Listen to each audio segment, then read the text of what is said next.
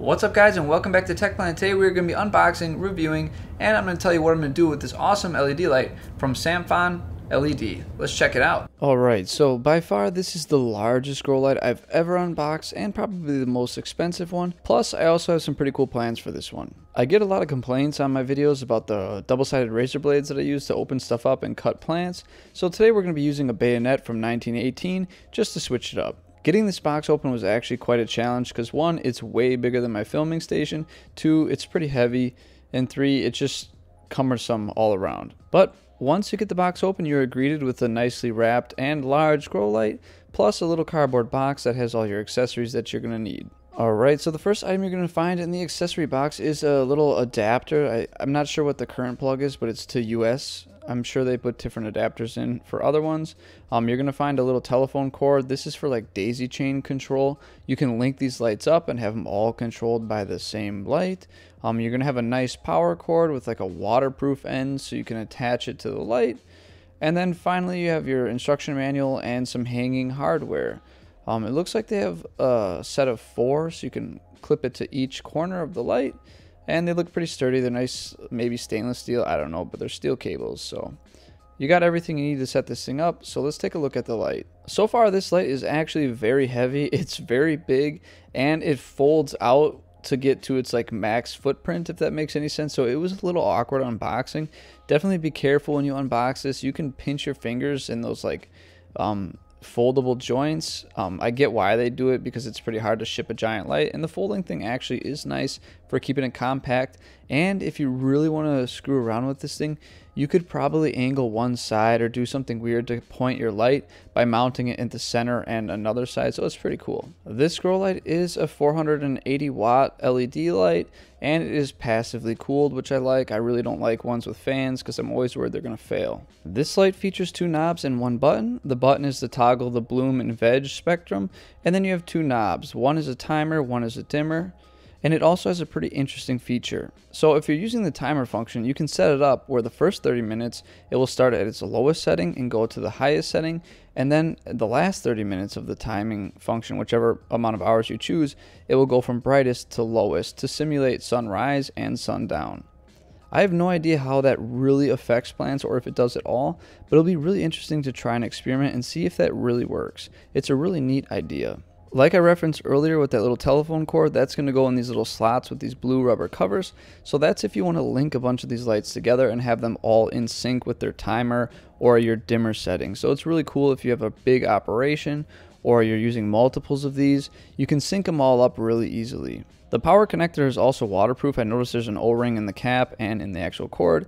I always like any sort of waterproofing. It just helps because usually I'm spraying wildly and I get water everywhere. So overall, it's a pretty cool setup. This light also has a 3.3-inch screen, which is pretty awesome because it displays some very interesting values when you're using this light, so you can really know what it's doing. It was actually pretty hard for me to film the screen just because of the way a camera works. I have to bump the exposure up to really get that screen showing well, but the light is so bright that it's just like overpowering and bleeding in there. But the screen will show you like what timer setting it's on, where it's at in the timer. It's going to show you the current wattage that's being pulled from the wall. It'll show you what like power setting you have it at. It'll show you your PPF. It'll show you whether you're in like bloom or regular mode, and it will show you your ampage draw, which is all really useful stuff. And I like any sort of equipment that gives you readings like that, so you can either calculate precise stuff or just take notes and see like what works for you. So it's a really neat feature, and I love seeing this stuff on grow lights. So this light has 6 LED bars going across total, and I believe this light is almost 4 feet by 4 feet. This light features like 3 LED modules on each side, packed with a whole bunch of LEDs. I think total there's like 1,700 LEDs, so there's quite a few on here.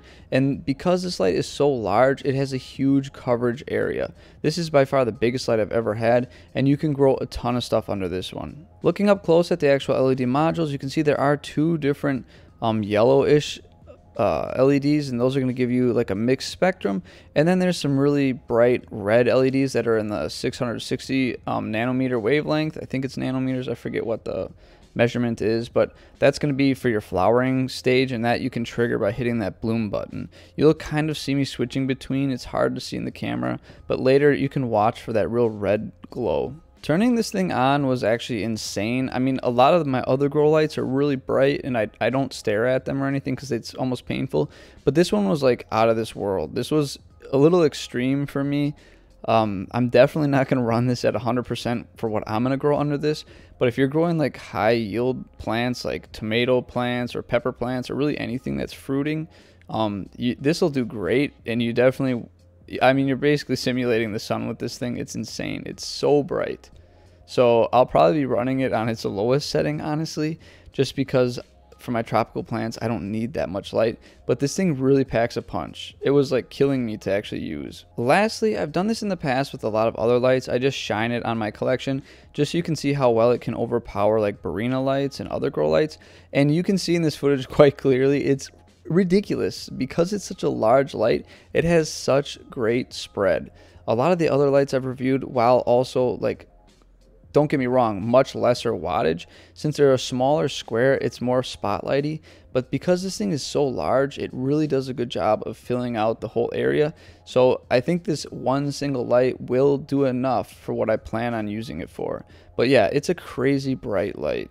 Well guys, I hope you enjoyed that video. It was a pretty simple one, but the future I have planned for this light is really exciting. I really want to build basically like an open air terrarium to finally put some of my plants in somewhere cool. The shelving is pretty fun and all, but I want something they can grow on, grow into, and something for more of a display. And I think this light's actually going to work out perfectly because it has such a big footprint, which is what I need for such a large thing. And it's dimmable, which is really important because I don't know if I'm going to need full output or a lot less, but we can change that depending on what I need. So I think this light's actually going to work out pretty well.